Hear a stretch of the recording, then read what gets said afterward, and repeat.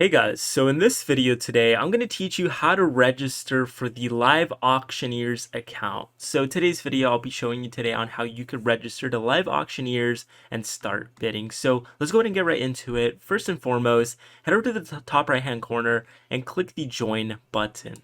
Once you do that, it's going to open up an registration sign up tab here.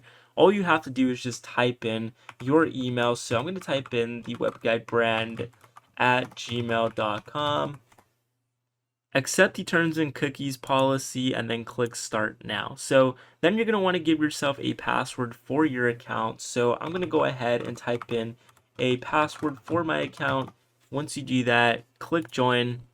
When that happens, you have the option to complete your profile to start bidding and winning. You don't necessarily have to complete it all, but if you're just creating an account to look at stuff, then that is okay. You can just click the X button and you're now logged into your account. You can look at my auctions, won items, and much more. So if you found this video helpful, please consider leaving a like on the video, subscribing if you found it helpful. With that said, I'll see you all for the next